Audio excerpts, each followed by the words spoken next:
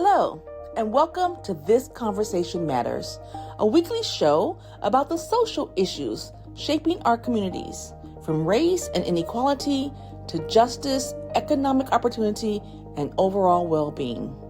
I'm Cherie Curry. Each week, I speak with experts and people with lived experience to help you better understand why these issues matter in our lives. Basically, social media for me is the great equalizer. I am able to get the word out about my children and their autism journey to inspire other parents. That's Shaletta Brundage, an Emmy Award-winning comedian, radio host, and mom of four. She runs ShalettaMakesMeLaugh.com, a multimedia online platform with weekly podcasts. She also runs the Minnesota-based nonprofit Shaletta Makes a Difference, which is dedicated to empowering families through autism awareness, health, and wellness. Today, she speaks to us about how social media can be positive for some children and people of color. Then, during the second half of This Conversation Matters, we'll speak with autism awareness advocates Jaime and Tracy Parent. They're the authors of a book called The Mission at Home, Navigating Military Assignments, TRICARE, Education, Benefits, and Everyday Life with Your Child on the Autism Spectrum. April is Autism Awareness Month.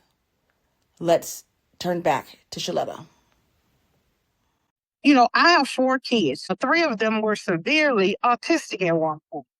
And to find services and resources, I had to rely on social media, autism mom groups, other parents, finding therapy centers. I did all that on social media.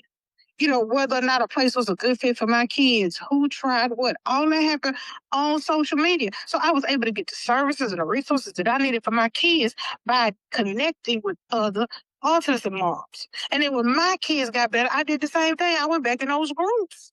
And I posted on social media on my timeline. My kids are going to this therapy center. They're getting these resources. This grant is available. This service is now available. The deadline is on this day. So other parents like me who have kids with special needs can take advantage of that. That doesn't happen without social media. Everything I learned to help my kids get better along in their autism journey, I learned from another parent. Okay. On social media. And I can't tell you how many parents who follow me on social media have moved to Minnesota because of what they read on social media. I don't know these people.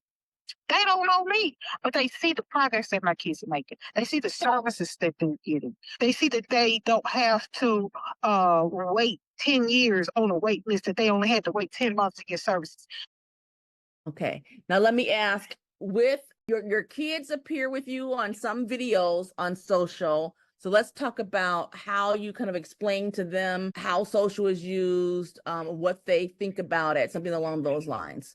Yeah, so my children understand and know that their autism journey and the success that they've had with resources and services on the spectrum for their kids, to inspire them, to let them know that things can and will get better. And so my kids get on social media and they have fun, they dance when we go to an amusement park, when we go to a state fair, when we go to Dave and Buster's, they're on social media helping other autistic kids to see, hey, you can do it too. I don't know how many times I've been somewhere and a parent walks up to me and taps me on the shoulder and says, hey, I saw you take your kids to church, so I took my daughter to church too. And I saw you with those noise canceling headphones for your son at the Dave and Buster's. I got my son too, and now we're going. Hey, I saw you guys at the baseball game in the sensory friendly room. I didn't even know they had that. I'm trying it too. And my kids know and understand that it's what our family does is we spread information and awareness about autism. And so when we go somewhere, whether it is a sensory friendly room at the St. Paul Saints minor league baseball game, or it is a new product, a service, or a movie, they know. No, we gotta get some video and put it on social media so other kids like me can see. They know and understand that they are ambassadors for other children who have special needs, who have autism. And talk a little bit about the importance then maybe of the difference between other families, right? Using social media, their kids using social media and being influenced positively versus being influenced negatively. What have you heard? And I've heard both. I've heard parents say that their kids got on social media and their self-esteem gets low because they see some unrealistic images, right? And that happens to grown-ups, right? And so for me in my house, the platform is an opportunity to provide positive content to families who may be hopeless. Because there was one point where my kids were severely autistic and they did not talk and they did not give me eye contact. And I didn't have any hope. And I went to social media and I found Holly Robinson Peete. And I saw how she was raising her son RJ and how she was getting programming and services and the family was rallying around him. And now RJ is an employee of the LA Dodgers and he drives his own car. He lives in his own apartment and you would have never thought that was possible in the beginning of his autism journey, right? And so when I saw her on social media following her story, I knew that things could get better for my kids. And now I'm somebody else with Holly Robinson Peete. And so my kids understand and know that. And so they know, Mom, we're going to a baseball game. Don't forget, we need to get some video of this. We need to show kids this. We need to make sure we make people aware of that. And even, just funny stuff, right? Because we use it as an opportunity to spread light, love, and laughter. So the other morning, I burned the pancakes, and my daughter held a pancake up. And then instinctively, I knew, take a picture of it and post it on social media. And it was hilarious because my son got in on the act and he went got his solar eclipse glasses. He said, Mom, this is solar eclipse pancakes because part was black and part was light, right? And so he went and got his solar eclipse glasses and everybody loved it. They thought it was so funny. And so we make sure, so my kids do not have social media accounts, right? They're on my account, but I made a decision that we would only do positive stuff on social. We would only do, awareness for kids with autism. Each one of my 4 children have a book about autism. And during COVID, you couldn't get into school. You couldn't have a book launch. You couldn't have book signings. You couldn't get into the libraries. You couldn't go to a bookstore. All that stuff was closed. But we had a number one best-selling book 2 years in a row during COVID. How did that happen? It happened because we promoted those books on social media. It happened because people know and love our family and these kids. It happened because they know our story is true, authentic. They followed it and they want to be a part of our journey because it gives them hope. And so we're pushing hope on these platforms. Somebody might be doing something else, but this is what we're doing. And my prayer for my children is that when they get old enough to have an account on their own, they'll continue in that legacy of promotion and hope and positivity. Have a suggestion as to what age might be good for when kids should have their own accounts? I think it depends on a child. I think some kids are more mature and able to handle certain things. But I believe my daughter may be the first one to have one. And I'm thinking maybe by the time she's 15 years old, but it will still be limited. There'll be some restrictions about what she can post and who she can follow because, as parents, we have to have some kind of guidelines and some rules. You can't turn kids loose on social media and expect them to know what to do because you got some adults on social media who don't know what to do. Think about the social media platforms. You can't see the bad actors walking down. And for me, my kids only see the responses that people give me because they don't have a platform. But they read the responses, they read the stories, but because I'm putting out positivity, that's all I get back. Because I'm putting out laughter, that's all I get back. Because I'm putting out light, that's all I get back. I don't get any of that other stuff, right? Because that's not what I'm doing. Yeah. Let me ask too, Kim Kardashian, she has the joint account with daughter North. Has your daughter seen, North's post and what kind of stuff does she think about with those kind of posts like that? So my daughter follows the people that we have approved. I follow the people that my daughter likes and that have been approved. So some of her favorite people like that girl Lay Lay. who is an entertainer and a singer, and a young girl who looks like my daughter. She follows Amanda Gorman, right? The poet laureate. So we stay in that lane.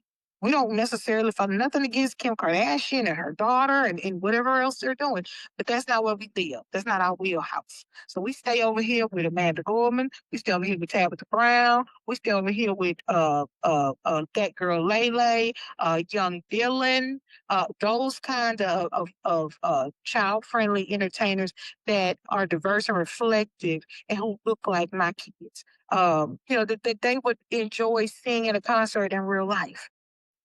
We've been to that girl Lele concert. They watch her show. They watch Young Dylan's show. Those are Nickelodeon stars. So that's where we live. So we don't live over here where there's issues with body image or just kind of racy things or kind of a childlike adult thing. We don't live over there.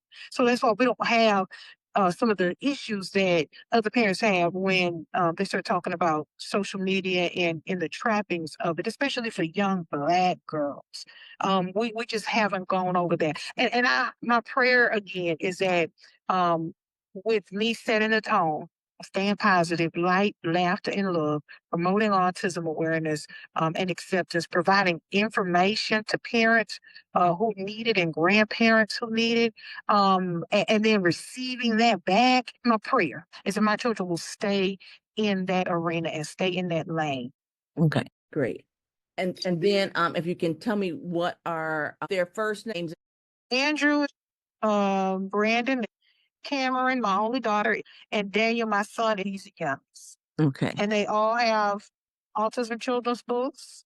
Yep. And Andrew's book called Andrew Does His Dance. And again, Andrew went by from a clip I put on social media when he was dancing and shoveling snow in the driveway. And Michael Strahan saw it and put it on Good Morning America. He was interviewed by Lindsay Davis at ABC News about his book. Why? Because Mike Strahan put the clip on Good Morning America. So our social media has been used to promote information, but also to promote our family, our causes, our awareness, our books, the work we're doing in the community. When we want to get the word out about an event that we're having to help other families of kids with autism, we do that on social media, and that's how people show up. That's how people know. Okay, great. And now tell me about, you mentioned Michael Strahan and the other show. What are maybe some of the other national shows that you and your children have appeared on, either remotely or in person? The Tamron Hall show, and all this is because of a post I put up on social media. We won an RV from Marcus Lemonis and became the face of Camping World because of a social media post I put up about how difficult it is for kids with autism to travel because they have anxiety about lines and touching and TSA. It's hard for them to follow instruction. And so they could get on the plane and they might have a panic attack. And so I just got on social media and talked about the difficulty of families of kids with autism traveling and how my kids can't go back and tell the same stories their friends have about what they did on vacation because we can't go nowhere, right? Because we can't get on the plane. Well, Marcus Salonis heard my story, made our family the face of Camping World, and we were the celebrity endorsers for 3 years. That doesn't happen with our social media. Again, we were on Good Morning America 3 times. We were on CBS this morning 3 or 4 times. In USA Today a couple of times. We've just been all over, getting that awareness, getting that information out there about our family. And all of that's come social media. Like I said, for us, if I had one sentence to say that I wanted to make sure it got in the story, it says for people, for marginalized people, social media is the great equalizer. I don't have to wait for somebody to do a story on me. I don't have to wait for somebody to mention my family. If your stuff is going viral on social, you don't have to call the station. The TV station will call. It's the great equalizer for marginalized communities who normally would not have a voice in mainstream media. The mainstream media is looking on social media to see what's trending, and whatever's trending and whatever people are jumping on, that's what they're putting on the news. And you know who that looks like? That looks like me. That looks like my kids. that looks like stories about autism Mm-hmm. because people are clicking on it. They're liking it. They love our family. They love our story because they follow these kids from when they could not talk. They were still in Pampers. They could not get eye contact. They could not follow simple commands all the way till now. These children are testing off of the autism spectrum. So people who know folks who have kids with autism are sending them over here. Follow this lady. Follow her story. Sign up for her social media. And so those people are telling other people. And then they're telling their kids, these kids watch it. My kids have a podcast. Cameron and Brandon have a podcast. Right now, I have a podcast network with 10 shows. They have the most popular show. Their show routinely gets 100,000 hits. Who's watching two kids with autism talk on a podcast? Mm-hmm. Other kids with autism and their parents and the grandparents and the cousins and uncles and therapists and teachers and people in that community. So marginalized people are having a voice on social media that they otherwise would not have. And that's why it's so important for people not to say stay off social media. Mm-hmm. Perfect. Perfect. Okay. The podcast you got video with the podcast. That's the one that I haven't seen. Yeah, video and audio. Okay. So what's the address for the podcast? ShalettaMakesMeLaugh.com is the company. Mhm. And it has 10 weekly podcasts, all hosted by Black subject experts. And we promote the podcast and everything we do on social media. My whole business, my life, my existence is on social media. My Okay. family doesn't eat without social media. Okay. So your kids, so it's the same podcast where you're interviewing everybody else.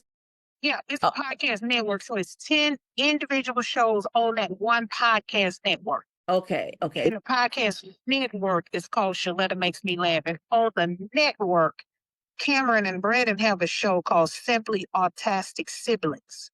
Okay. And it's a play on simply fantastic autistic. So it's like autism and fantastic. Okay. Perfect.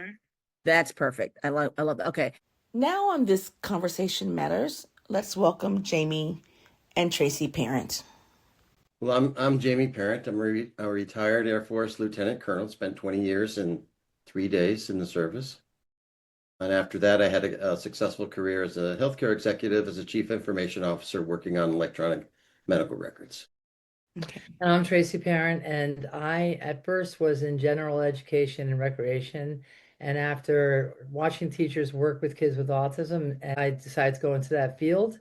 And I decided that I wanted to make sure that every child that I worked with got what I got, and they would be treated as I would want my child to be treated. I come from a family of educators, and my mom's specialty was in special ed before she then became a principal. And it's sometimes about your knowing certain people in your life as well that drives you to want to do that kind of work. And so tell me a little bit about your son. Well, Brian is almost 40 years old. Today, he leads a very active lifestyle. He's very active in Special Olympics. We just did a basketball tournament over the weekend. It looks successful that his team will be going to the state finals next month, which is great. And he has a pretty full life. He has some friends and he works at Publix part-time, which is great. And we try to keep him healthy. We try to keep him engaged as best we can. Engaged in a lot of activities because just like the old days, downtime is not necessarily good time. Okay. So he has a pretty full life and he's doing pretty well, actually. And I would like to add that he loves his family and he really needs his family around. We still have to do a lot of supervision and give him a lot of support. And I think that that's important for people to know that the support is continuing. We hope soon that we'll get to the next level of getting him into like a group home kind of situation. Okay. But otherwise, he's a happy guy. Okay, great. Like 40 years ago, or let's make it more like 37, 35, right? When he's 3 and 5 years old and children are starting to, well, they're already at their pediatrician, hopefully, but when they're kind of like preparing them for that pre-K and for school, based on what you know, how were doctors and teachers 30, 35 years ago compared to what they know today about autism? Well, it's kind of like night and day. Brian was diagnosed while we were still stationed in England in 1988. And back then, there were really no resources available. If you think about it, no WebMD, no internet. And if I needed to get information about something, it would usually take going through the base and trying to find research papers, for example, that would take 3 or 4 weeks to arrive. Mhm. Nowadays, you have all that information at your fingertips, but unfortunately, that could lead to a great deal of misinformation out there. So we've gone from having nothing to having a whole lot of stuff, not all of which is pertinent to the situation. It really has been a dynamic change over the last 40 years. But I would like to say that the pediatricians we went to did not understand autism back then. Luckily, when we moved back from the States, because we were in England, we got a few more people that had specialties and we found them. But we didn't have things like the red flags for autism. Nowadays, the pediatricians will screen for autism because it's so prevalent. And then they'll help. If they see any signs, they go ahead and they refer the parent to go on and get further screening or a referral to get assessed. And that's a huge difference because the most important thing is to get it early and start getting those services in as fast as possible. And autism is a spectrum disorder. So we know there's a large variance in terms of, I'm going to say capabilities, for lack of a better Mhm. word, or in terms of how we see it, portrayed in people. Mhm. So when we talk about what people are looking for, right, in that Mhm. diagnosis, so what are some of those red flags or whatever that the doctors would be looking for? They're the first thing to be looking at is the communication. And the communication, of course, involves body too, right? Like your how your body is communicating. So a lot of times at a younger age, kids are not looking at the person, they're not trying to get joint attention to point to something together. They might be involved with their own thing. The problem we had with Brian was not responding to his name. And we knew he knew his name, but then he was hyper focused into some other things. You don't see the social reciprocation in a conversation. Since it's a spectrum, you might have kids that are able to communicate, but what will happen with them, it will be a one-way communication, or they'll talk about their favorite subject and they don't give you any space to talk back. So that give and take and flow of speech might not come. So that's how you would look at from somebody who's nonverbal to somebody who's very verbal. But we still have that social communication issue no matter where you are on the spectrum. Mhm. So you're looking at social communication, you're looking at behavior, repetitive behaviors, or what we call fascinations. Very brilliant people will love space or they'll love technology and they'll be very good at that, all the way to kids who just love Mickey Mouse and things like that. And they want the same thing the same way. So doctors would be looking for that. They need to have that because it calms them down and helps them understand the world around them. So it's going to be communication, social interaction, and that restrictive pattern of behavior. That's what everybody on the spectrum will kind of be looked at for. And part of the challenge too is there's a saying that if you've met one person with autism, Mhm. you've met one person with autism.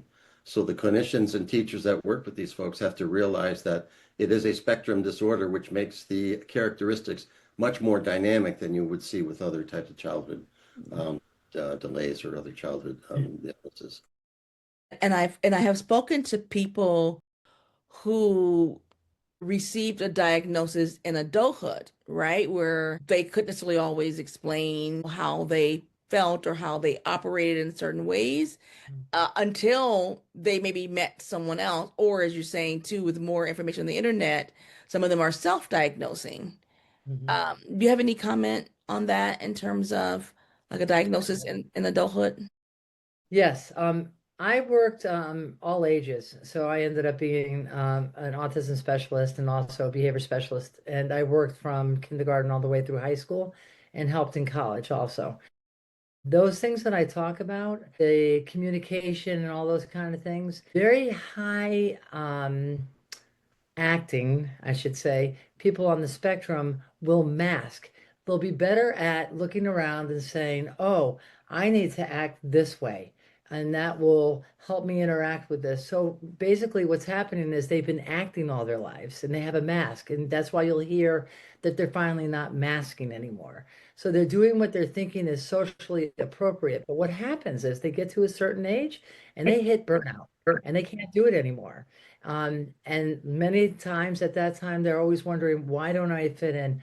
Why is this hard for me? Why am I having sensory issues? And they start talking to other people on the internet or seeing, and then they go for the diagnosis. And many of them are very correct. Okay. And so after that, they stop that mask and they might go through a grieving process, wondering if they should have just been who they were all along. Mhm. And then they can start to get help. Okay. And then, so let's talk a little bit too then about how you have helped other people, not just in your career aspect of it, right? But coming out more in this advocacy as a parent as well, and this network that I'm going to say that you created, or this, or the network found you, or you created it, whichever way it was. But in terms of that, the importance of support that families can have among other families. Go all the way back to 1988 in England, where we were stationed. Like I said earlier, there was nothing really around. But the one resource we found that was reliable was other families like us. And it didn't have to be necessarily with a 2-year-old or a 10-year-old or maybe a 25-year-old, whatever. We found early on that that was the only resource that we could really rely upon to give us information about finding schools, finding the right providers, because in the military you move quite a bit and you need those resources to help you through either support groups or other types of groups where they've walked a mile in their shoes, and so now we are learning for them. And that's kind of the impetus for this book, because back in the day when we didn't have many places to turn, Tracy and I said, there's going to be a day when it'll be our turn to give back to families. It'll be our turn to help them get the right resources, find the right clinicians, find the right schools, etc. And so that's one of the reasons why we wrote The Mission at Home is to give back in a way, to keep giving back that we've been doing over the last 40 years. When we moved from England to California, Jamie he had to go for 2 months of officer training school. So I was alone, and it was very, very difficult, and I didn't know anybody. And neighbors didn't understand Brian and called social services on me. And what I wanted to do was hide. I wanted to stay in my house and just try to make sure I wasn't getting in anybody's way. It wasn't until Brian started to go to school at 3 I started talking to a parent at the childcare center that he was going to, and she said that they had formed this Autism Society parent group. And we went and thought, how are these 6 other parents going to help us? But they did. They, first of all, gave us confidence not to hide.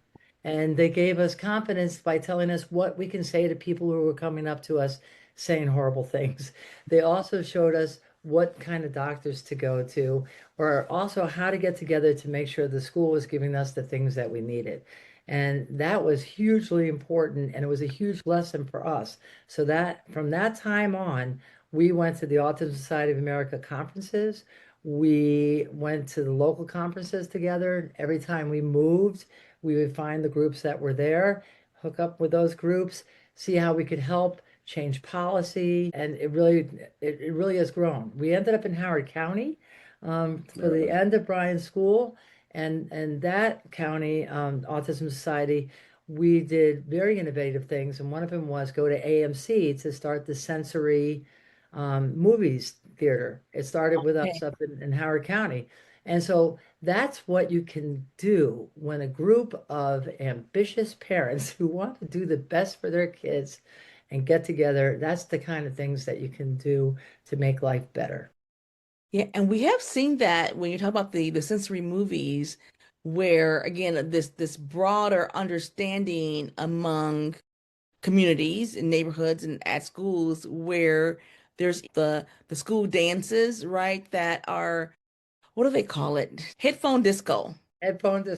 And some of the attendees may not really realize part of that started because of some of the sensory issues, right, that other people have. And this is a way now, if all of the students are wearing headphones, listening to the music individually, and still able to dance and mingle.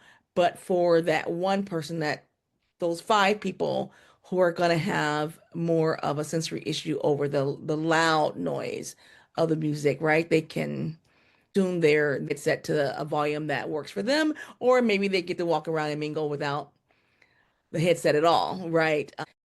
And you talk about the lobbying with legislature, and what are some things that maybe people can do in their individual cities, states to lobby for? What's still needed? Yeah, I can talk about it in the framework of the military, for example. And again, it just goes back to the family. We've had a lot of advocacy groups arise from families that, especially during Autism Awareness Month, which is where we're at, and Autism Day, which was April 2nd.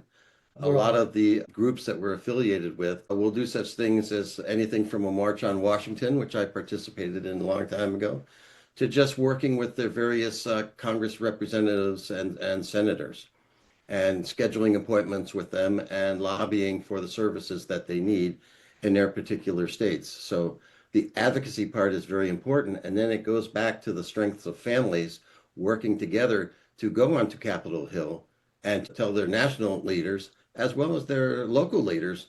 And so in an election year, it's important to contact these representatives and tell them what you need and what bills are currently in the hopper. And would you support those bills for us? I worked in the school district, and one of the things that we did at the local level was get the parent group together because they were our best advocates. So we worked with the school district and the parents to come together to sit down to write what was needed for the public schools. Because it's really, really important at the public school level that we get the funding to have the training for autism, to have teachers and teacher assistants understand what autism is, to have the right resources in place, to get the curriculum that they needed because it had to be modified most of the time. And so those kind of things are still needed. Respite is still needed. All those kind of things for the parents at the house are still needed. And the schools have to get that funding so that they can do the job that they need to do, because most of the kids need some accommodations and modifications. And those would be the things that we would be lobbying for, going to the state legislator or our local town legislator, and moving on up. So we would put that on their docket as things to look for. And what would you say are two or three of the most common points where people don't really understand what autism is? What do they get wrong about it? The average person. They get the behaviors wrong. They don't understand where the behaviors are coming from. A lot of times kids have sensory issues, right? And they have communication problems, and it comes out in certain behaviors.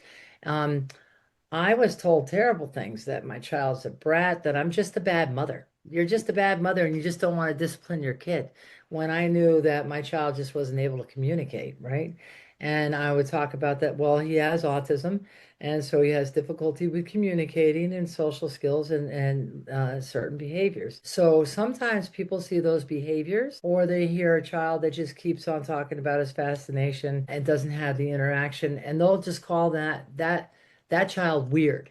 The kids who are having more intense needs, they get a little bit more of a break actually, because you can more definitively look at that child and say, oh, they have a problem. Like you would look at a child with Down syndrome and say, oh, they have that problem. The problem with autism is that it's not really a physical thing. And so people don't understand it because there are no physical attributes to it. A person can be highly intelligent. They will just think of the person like Rain Man, or they'll think of a child that's just nonverbal. So the hard part, as Jamie said earlier, is very individualized and it's on a spectrum. And so autism is not just one thing. So basically, it's the behavior and the social communication that they'll get wrong and not interpret it right, along with the sensory issues, because that's a big deal. Okay. And then what's covered in your book? Repeat the title for me one more time, and then tell me what's covered in it. Well, it's called The Mission at Home. And unlike other books, it's a lot more comprehensive, I believe, than other books in the same field. So, for example, a lot of books will just talk about military life, perhaps, or maybe autism a little bit, and then it all ends when active duty ends. Well, autism doesn't end when your service ends. I've been retired since 2003, and Brian is still autistic. Right. So, although it's geared towards the military, families need more support than just the military. The book has individual chapters on how to be eligible for Medicaid, how to get social services outside the military, financial planning, which is huge. Financial planning is big for everybody, but with a person with a disability, it's even more important. So we go into things like life planning, veteran services, because I'm also a veteran and Brian may be eligible for some things. So yes, the book is 335 pages and it covers both life in the military and after the military. Yeah, you And make a very good point there too, because when you think about with all the services the military provides, and if we were to take it to a non-military family in general, where they would have had 10 years or 20 years ahead of you navigating the regular social services, right? So now a military family has to come out and learn the other system as well. and you have to look at not perhaps the end of life, but into the retirement years. Things like guardianship, for example, and special needs trusts, and looking at a program called the Disabled Adult Child, which is something that Social Security also offers. So this is a very comprehensive book that really starts and keeps going, just like autism does. We were hoping that people could look at it and just have it as a resource and then go to the chapter that they need wherever they are in their journey. Because it does start with early intervention and identification and the red flags, right? And as Jamie said, all the other things that are related with finances or social security or guardianship and housing. One might think that if you have a diagnosis of a family member with autism, that well, my military career is over. Well, I'm living proof that your military career is not over. And there are ways the book as explains how to get military assignments, how to make sure you're in the promotion cycle, and really helps all those autism families because I'm living proof that you can have a military career with a family member that has autism. Okay. And get the promotions while doing that career as well. Mhm. Okay. And when we talk about, again, I'm going back to like network, the books are, great resources, but being able to also support one another through social media, how have you found that? We still use it. We still do it. Uh, I think social media, we're probably in 10 or 20 different groups that are online on Facebook and different places. Social media is very important because then you can see somebody else going through the same struggle that you're going through and what they might have done about it, or something innovative that might come along. And I get actual parent reviews on, does this sensory item really work? Or how did you solve this problem? Or what are you doing in order to go to Disneyland and have a trip so that everybody has fun and nobody's going crazy? Those kind of practical, real life things are really good to go for social media.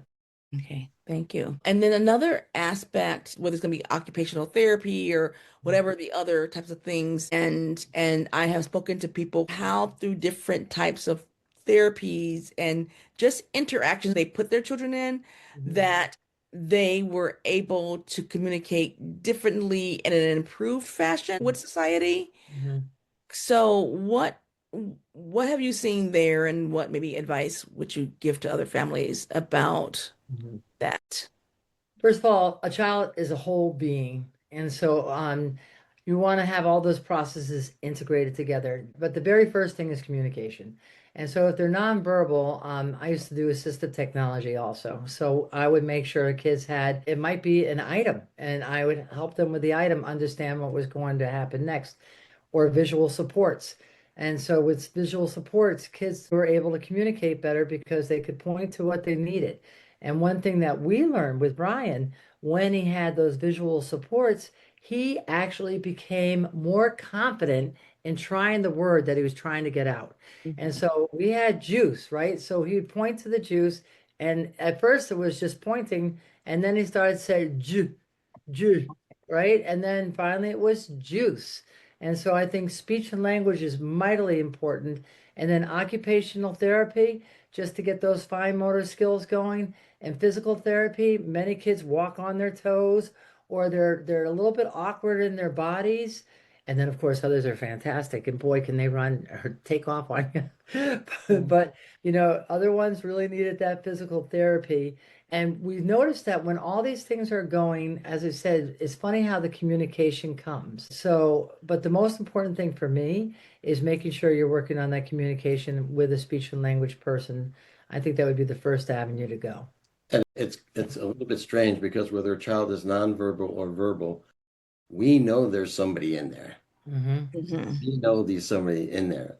And the earlier you can get the interventions that Tracy described, the better it is for those barriers to be broken down, and whatever is trying to be communicated back to us is done in a way that is that can be learned through this processes. And the most important thing is to do it with fun. It has to be, you can do this with fun. You put the things out there that they like. With occupational therapy, the kids were in those big bubbles, the little balls, I forget the name of the thing. They would go in there and they're throwing the balls, and you're just practicing with the balls, picking it up and saying blue ball, and just labeling for them. But they're enjoying themselves. Right. And when kids are enjoying themselves, they're freer, and then they tend to express themselves better. I appreciate that. What else? What is something that maybe that I did not touch on that you want to make sure that people know? I guess one of my messages is that the military has come a very, very long way since 1988 in supporting military families with autism. However, that doesn't mean we're there yet. There's a lot more that can be done, a lot more funding for these types of programs. For example, the military has a TRICARE autism demonstration project that is about to expire in 2028. So it's very important for advocacy to keep those things going, keep those families motivated in the ways that we described earlier, because the work isn't done. The work isn't done yet. And we still need the advocacy, and we still need voices. We still need voices for the families. I want to say that I want to give hope. And I think it's very important, especially when your child is freshly diagnosed. It's very easy to get depressed and think, oh my gosh, what's going to happen with the rest of our lives? And I think that one of the things we learned about having a child with autism is that you're supposed to be interdependent. You're not supposed to be independent. We need to lean on each other and look for those resources, but get it word of mouth from the people that have been there and know what's going on. And I think that's one of the key things. I thank you so much for your time. Is there also a website? So in addition to the book that people can go to? Yes, we're continuing to work on it, but it's called themissionathome.com. So themissionathome.com. And the book's available on Amazon and Bloomsbury, who's our publisher. It's also available on retail sites like Barnes & Noble and Goodreads and etc. So, and on the website too. And on the website as well, yeah. Okay. Well, thank you so much for your time. Thank you very Thank much. you very much. Okay. Appreciate it. Bye-bye. Thank you. Bye-bye. Thanks for listening today. I'm Cherie Curry, and this has been This Conversation Matters on Power 104.7, supporting the mission of the Minnesota chapter of the National Association of Black Journalists. Follow us on Instagram at NABJMN and me at Cherie Curry Media. And be sure to subscribe wherever you find your podcasts. Let's keep the conversation going.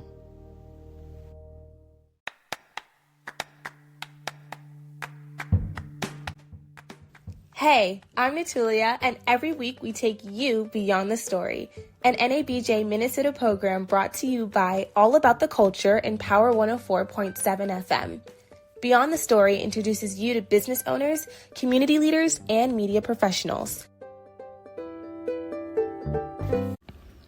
Journalist Robin Washington, the parliamentarian for NABJ Minnesota, wrote a column for the Minnesota Star Tribune about what he learned staking out a hotel where ICE agents were staying during Metro Surge. Here's his story on Beyond the Story.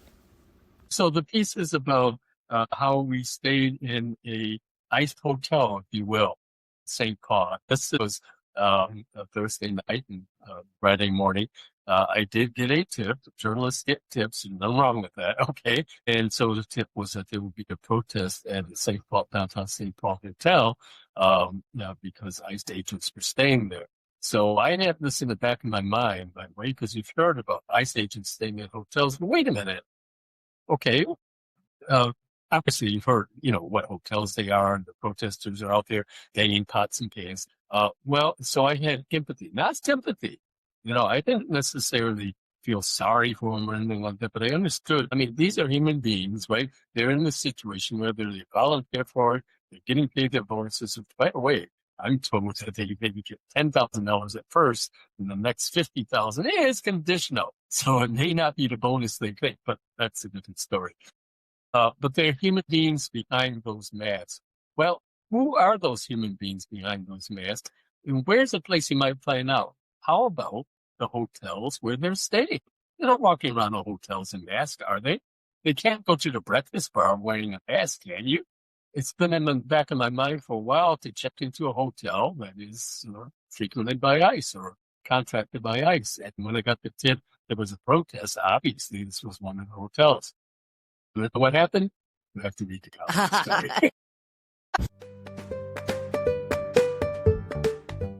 I'm Natulia, and this has been Beyond the Story, where the story continues beyond.